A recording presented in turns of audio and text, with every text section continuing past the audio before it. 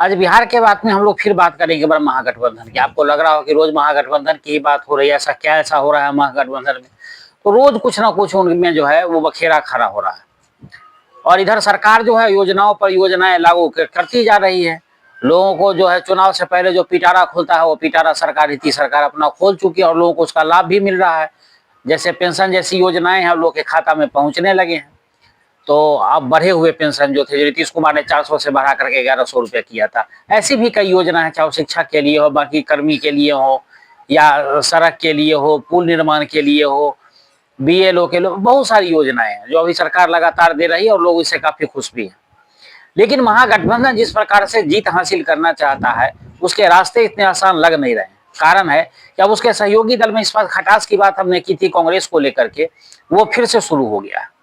राहुल गांधी ने दिल्ली में बैठक बुलाई, बिहार के सारे वरिष्ठ कांग्रेसी नेता वहां पहुंचे और खास बात उसमें एक और थी कि जिस प्रकार से चक्का जाम में पप्पू यादव ट्रक पर चढ़ने के लिए संघर्ष करते रहे और उनको दुत्कार करके हटा दिया गया, उसके बावजूद इस बार जो दिल्ली की बैठक हुई उसमें पप्पू यादव को बुलाया गया। बुलाया ही नहीं गया, उनको जिम्मेदारी भी दी गई। और पप्पू यादव यहाँ वहां मतलब दिल्ली के बैठक में राहुल गांधी के और मल्लिकार्जुन खड़गे के सामने खूब गरजे भी। तो आप समझ सकते हैं कि पप्पू यादव का कद एकाएक कैसे बढ़ गया। इतना जो हो हल्ला हुआ, इतना सारा बवाल हुआ, तो लगा कांग्रेस को भी कि जो आदमी मेरे लिए इतना कर रहा है उसको कुछ ना कुछ तो पारितोषिक मिलना ही चाहिए।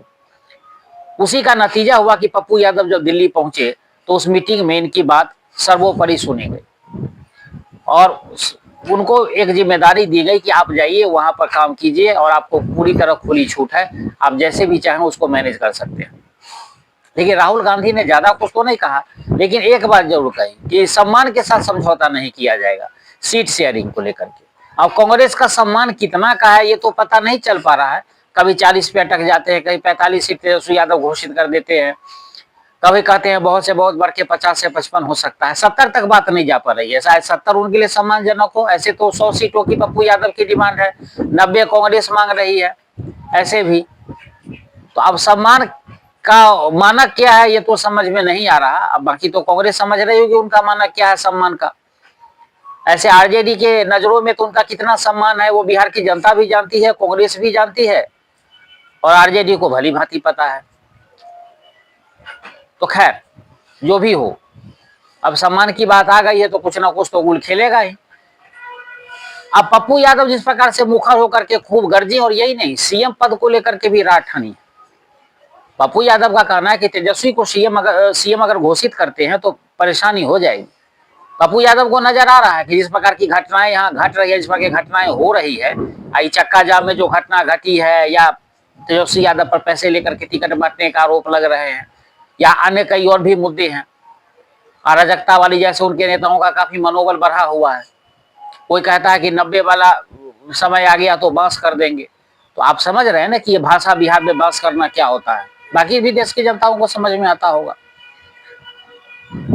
तो इस परिस्थिति को देखते हुए कांग्रेस के मन में कहीं ना कहीं भय है कि जो राहुल गांधी बिहार के चक्का जाम में उपस्थित होकर के अपनी उपस्थिति दर्ज कराते हैं और भाग भी लेते हैं उसमें, तो आप समझ सकते हैं कि बिहार को लेकर के कांग्रेस कितना चिंतित है।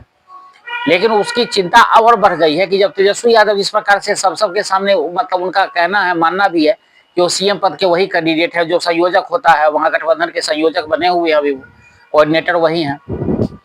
तो इस स्थिति में देखिए कि कांग्रेस नहीं चाहती है कि उनको आगे करे। वो पप्पू यादव के नजरों में दो नाम है, या तो तारिक अनवर जो कांग्रेस के नेता हैं, कटिहार से आते हैं, या दूसरा राजेश राम जो नए प्रदेश अध्यक्ष बनाए गए हैं।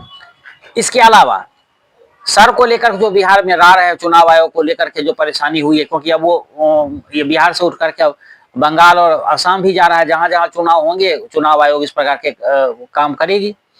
तो इस चीज को लेकर के कहा गया, अखिलेश प्रसाद सिंह ने उसमें सुझाव दिया कि भाई ऐसा करें कि इस प्रकार मोदी रैली करते हैं उसी प्रकार से हम लोग भी रैली करें, दोनों काम हो जाएगा। चुनाव आयोग के खिलाफ भी हम लोग बोल पाएंगे और रैली की रैली हो जाएगी, एक ही खर्च में दोनों काम हो जाएगा। आइडिया उनका भी ये सही था, कुछ तो हो। तो इन तमाम चीजों पर वहां चर्चा हुई जो आरजेडी के लिए अच्छी खबर नहीं है। वो इसलिए कि तेजस्वी यादव जो चाहते थे जितना आसानी से कि हम सब कुछ निपटा लेंगे, वो निपट नहीं रहा है। कुछ ना कुछ उनके लिए परेशानी खड़ी हो जाती है। कभी कांग्रेस को आप रास्ते पर लाते हैं तो मुकेश सहनी उधर कुछ ना कुछ गुल खिला देते हैं। मुकेश सहनी को साधते हैं तो बाकी कम्युनिस्ट के जो नेता है वो कुछ ना कुछ बोल देते हैं। तो तेजस्वी यादव से या तो संभल नहीं रहा है या उनमें नेतृत्व क्षमता नहीं है, जिसको लेकर के लालू यादव पूरी तरह सम्मिलित है कि मेरा बेटा ही जो युवराज है वो महाराज बन जाए। तो इन तमाम चीजों को अगर आप देखें तो कांग्रेस ऐसा नहीं है कि आरजेडी के साथ कंफर्टेबल नहीं है, कांग्रेस के लिए और कोई चारा भी नहीं है। अकेले दम पर चुनाव लड़ेगी तो उसको पता है कि उसकी क्या हैसियत है, लेकिन फिर भी कांग्रेस जिस प्रकार से अभी पप्पू यादव के आने के बाद जो कांग्रेस में इस बार उनको जिम्मेदारी मिली है, जिस प्रकार से उनको पहली बार बिहार जैसे मुद्दों पर दिल्ली में बुला करके मीटिंग में शामिल किया गया है, तो इस चीज से आप समझ सकते हैं कि पप्पू यादव के कद बढ़ने के बाद तेजस्वी के लिए, क्योंकि तेजस्वी यादव पप्पू यादव को बिल्कुल नहीं पचा पाते हैं, वो पप्पू यादव को देखना नहीं चाहते हैं। और उसका कारण है कि ये दो यादव नेता, और पप्पू यादव चमक जाएंगे तो पप्पू यादव ने भी ख्वाहिश अपनी जताई थी कि भाई मैं भी सीएम कैंडिडेट हूं, और उधर कन्हैया कुमार तो हैं ही उनकी आंख के लिए सूल बने हुए।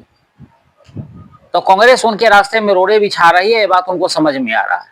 अब तेजस्वी यादव के ऊपर है कि वो क्या डिसीजन लेंगे, मजबूरी भी है गठबंधन। अगर कांग्रेस चली जाती है तो 6-7% वोट का तो धक्का जरूर लगेगा, चाहे तेजस्वी यादव के नजरों में उसकी कोई भी हैसियत हो। तो देखते हैं कांग्रेस कब तक अपनी अस्मिता की बात करती है और सम्मानजनक सीटों के लिए लड़ाई करती है।